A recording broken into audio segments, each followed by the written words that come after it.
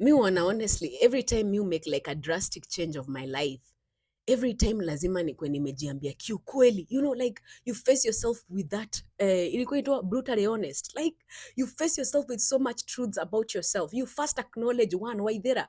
For me, I'm like, sometimes I can even write it down. I'm like, T, you've been complaining a lot, and that's why you cannot even see the blessings that you have in your life.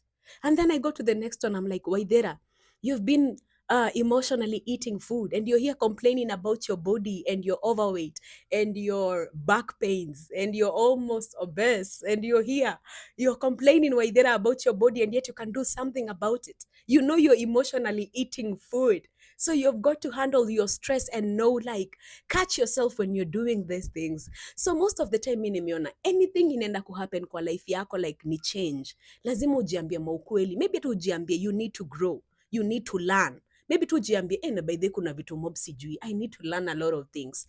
One, it can be even like your emotional intelligence, like your level of empathy. Sometimes unajikacha uko like ushagonga tu mtu ama tu umefanya kitu na ni ya anga, uko like by then niko na maanga issues zinafanyanga tu ni react, like unakuwa so reactive. So ni ujiambie ukweli, uko like I've been reactive.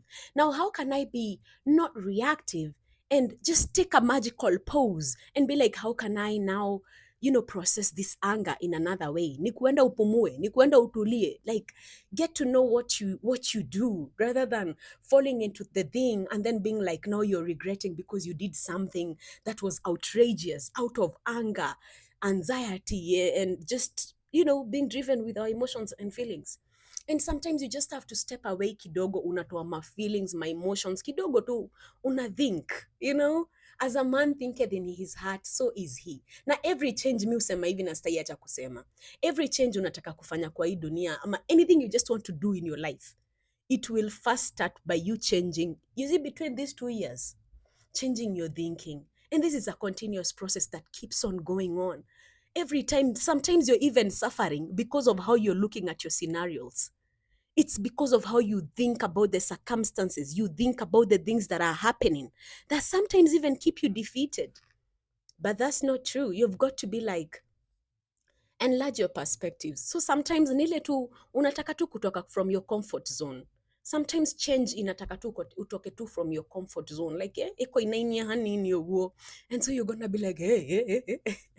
So sometimes unaangalia hizo difficulties, uko like mashida, una complain juu ya mashida, na hizi mashida ndizo hata zina uko kwa hizo mashida, you're growing, you're getting more resilience and perseverance.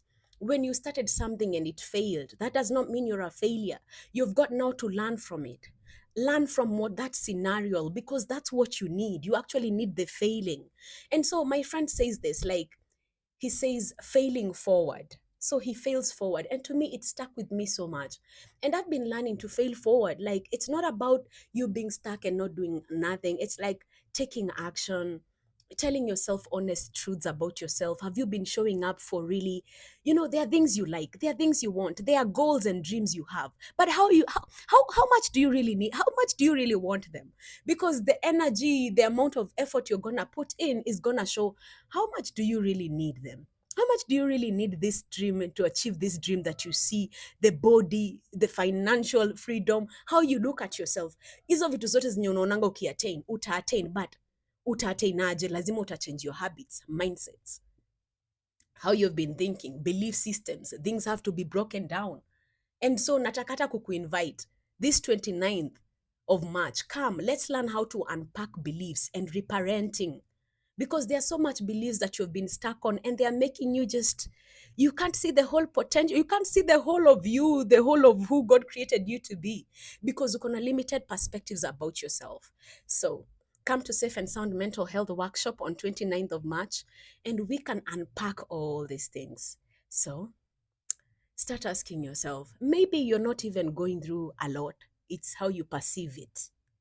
Maybe you're growing, maybe you're learning, maybe you're unlearning, and you're doing good. Start talking to yourself in an amazing manner. It starts from there.